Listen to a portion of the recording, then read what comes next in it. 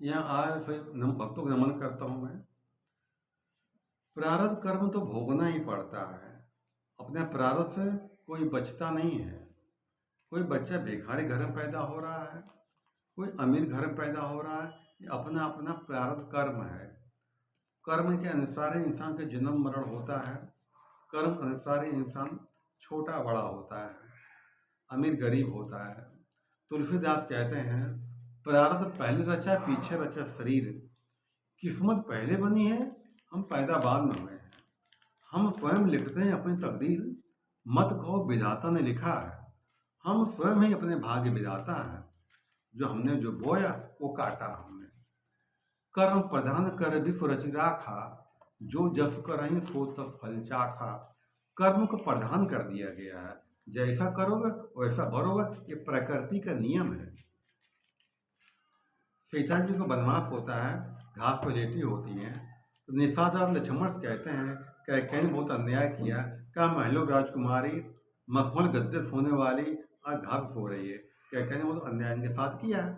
लक्ष्मण क्या कहते हैं, काऊ न काऊ सुख दुख कर दाता, निज कर्म सब भोग भ्राता। इस संसार में सुख दुख किसी को देता नहीं, अपने कर्मों का भोग ये है। राजा दक्ष के यहाँ यज्ञ हो रहा था, तो माता पार्वती भगवान शंकर जाने कह रही हैं, उनको न्योता नहीं दिया गया। तो जाने कह रही हैं, भगवान शंकर मना कर रहे हैं, मत जाओ, न्योता नहीं आया, इसलिए नहीं जाना चाहिए, बिना बुलाए नहीं कहीं जाना चाहिए। तो माता पर नहीं मानती, कहते मेरा मायका, हम जाएंगे वहाँ पर। जब जिद करने लगे मैं जाऊँगी, भगवान शंकर कहते हैं, जाओ उमा वही है वही, जो राम रचि राखा, वो तर्क रड़ावे शाखा। तो होगा वो जो राम रचि रखा है, कौन सा राम है वो? किस राम ने रखा है? हमारे राम ने, हमारा कर्म विधाता, हमारा भाग्य विधाता, वही तो हमारा राम है। वो है, हमने जो किया भरा। हम लोग किस्मत पहले फिक्स हो चुकी है। जीवन जो कुछ होना वो निश्चित है। हमारी मृत्यु कब होनी वो भी निश्चित है। पूरी पिक्चर बन चुकी है, रिलीज खाली हो रही है, हमको आगे मालूम नहीं है। कोई पिक्चर आप देख रहे हैं, आगे क्या होगा ये मालूम नहीं है, लेकिन जो डायरेक्टर है सब मालूम है क्या होने वाला है। जो हमारा परमात्मा है सब मालूम हमारे जीवन में क्या आगे होने वाला है। इसलिए सारी चिंताओं को त्याग करके धैर्यपूर्वक अपना ईमानदारी से कर्म करते रहना चाहिए। भगवान गीता में कहते हैं, कर्मण्य वाधिकारस्ते माँ फलेषु कदाचिन। हे अर्जुन, तेरा कर्म कर्माधिकार, उसका फलों नहीं। अब कर्म कर रहे हैं, फल तो मिलेगा, ये कब मिलेगा, कहाँ मिलेगा, कैसे मिलेगा, कितना मिलेगा, भविष्य में छिपा हुआ है। ये भविष्य में छिपा हुआ है। एक कहानी सुनाता हूँ। एक राजा था, बहुत समय राज उसने किया। उसके मन में इच्छा हुई कि भगवान की भक्ति पूजा करनी चाहिए। फिर मन में आया तो गुरु होना चाहिए, बिना गुरु के ज्ञान और भक्ति कहाँ आ सकती है। तो मंत्री से बोला, कोई हमारे राज पता करो, कोई जो है ज्ञानी आदमी है जिसको मैं गुरु बना सकूँ, कुछ मैं भगवान के प्रति समर्पित हो सकूँ, कुछ पूजा पाठ ध्यान में कर सकूँ। तो मंत्री कहता, महाराज मैं पता करता हूँ। पता करके एक हफ्ते बाद मंत्री आए।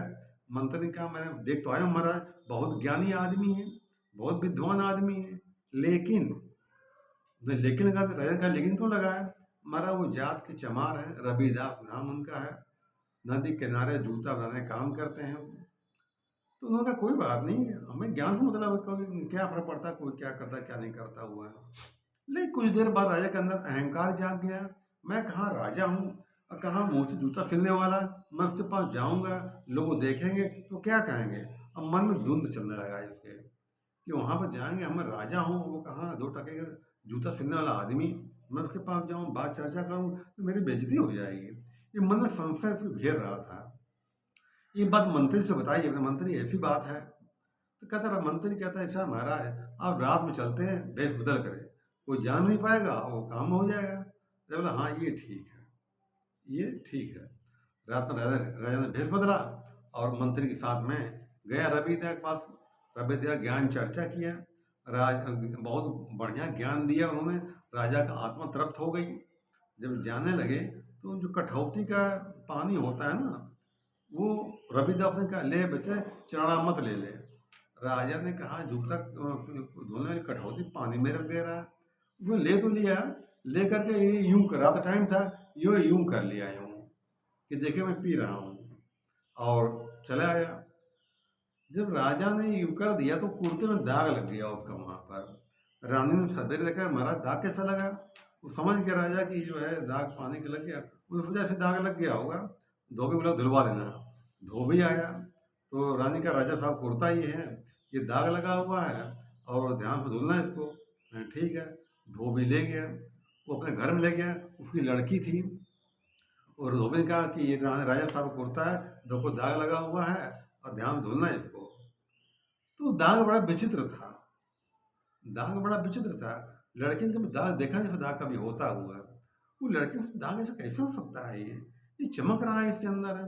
उसने सोचा है क्या, उसने सूंघा उसको और सूंघते ही उसको दिव्य ब्रह्म ज्ञान आ गया, उसके भीतर आ गया। वो भाई सदगुरु का दिया हुआ प्रसाद था वो।